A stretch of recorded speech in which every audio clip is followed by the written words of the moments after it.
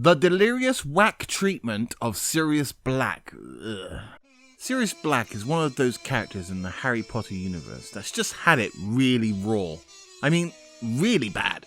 So bad that getting jumped by the local bullies every day would feel like a summer's breeze compared to what happened to him. And yet my thoughts wander back to this 18-year-old book and why he was treated so very poorly by his own allies, no less. Here's a quick rundown on Sirius Black. Sirius was thought to be James Potter and Lily Potter's secret keeper. A secret keeper is a person who holds a secret that no other can tell.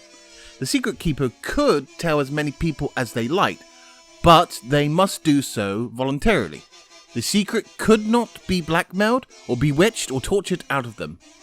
So when Voldemort turned up and killed the Potters, it was thought that Sirius Black had sold out his best friend to the Dark Lord. Now later on we find out that it was Peter Pettigrew who were the Potter's secret keeper, and he that sold out to Voldemort. But we, and in extension the characters in the book, only find this out after Sirius Black has been imprisoned in Azkaban for 12 years. This means that everyone thought that Sirius Black was guilty of being a spy for Voldemort throughout the war and working with the Death Eaters. Now we can get to the part I don't understand. With the Dark Lord gone, the Death Eaters were rounded up, questioned using magical methods and imprisoned, all except for Sirius Black, who was immediately sent to Azkaban after he was apparently caught killing Peter Pettigrew and a load of muggles. But why was he sent there without a trial or even being questioned? Dumbledore should have realised something was amiss. 1. Sirius Black didn't have the Dark Mark. The Dark Mark being a sign on the arm of Death Eaters to show their loyalty to Voldemort. 2. Dumbledore was considered to be one of the greatest mind readers, which could be used to ascertain if Sirius Black was telling the truth. 3.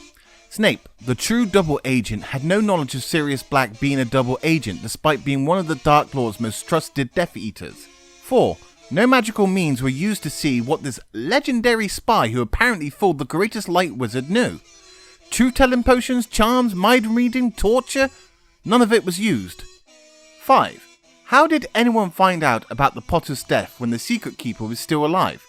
Hagrid was the person who found Harry after the death of his parents, but if the members of the Orders of Phoenix thought that Sirius was the secret keeper, then they would have needed Sirius to disclose the whereabouts of the Potters for Hagrid to find Harry.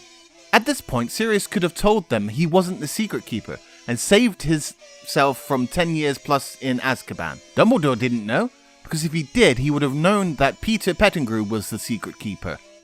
The way the secret keepers work is that they have to tell you the secret for others to understand the whereabouts, and those people who hear the secret can't pass on the secret unless the original secret keeper is killed, and then the new secret keepers are whoever knew the secret after the first secret keeper told them. Secret. So Dumbledore had to talk to Sirius to find the Potters, at which time Sirius could have told him the truth. And the secret keeper was Peter, and the fact that Dumbledore couldn't pass on the secret would mean that Peter had indeed faked his own death. Now I know what you're going to say. The Order of Phoenix members were so hurt by the betrayal that they all turned their backs on him. But I say that's stupid, and you're stupid for thinking that. When Black was captured for the deaths of the Potters and Peter, Voldemort had been defeated, and yet that doesn't mean that everyone was caught. Wouldn't it be sensible to want to question what many thought as Voldemort's right-hand man, and see just how many other Death Eaters there was? Not only that, Sirius was part of the Order of Phoenix, which had access to some of the most very delicate secrets that could get people killed. It would be wise to find out just what your enemies know about you and your friends, so you could protect them. It's not too far-fetched to question your enemies, because they do it in the Harry Potter book. They question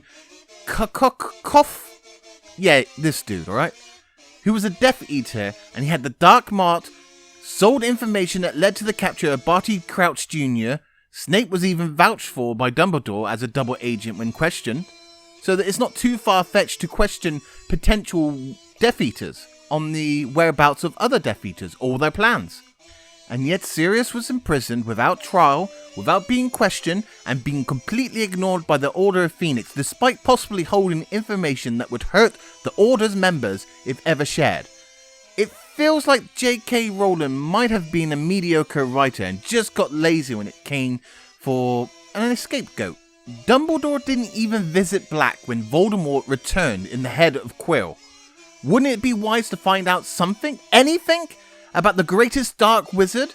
Why not ask Black and find out what he knew, and then find out he was innocent? It just baffles me on how badly everyone treats Black, and how truly stupid their actions were when dealing with him. The final argument is this. By checking online, I find that most magical ways of concerning the truth can be subverted by powerful wizards, but secret keepers cannot. If Sirius was telling the truth about not being the secret keeper, you could just test that out by getting him to tell others of the whereabouts of the Potters, and when that didn't work, boom, not the secret keeper to the Potters. It's so simple that it would take less time than brewing the truth potion or fiddling with a person's memory. Well, that's my view on it. I look forward to reading why I'm wrong in the comments section. You know what to do. Do all the good stuff. Like, subscribe, comment. Thanks.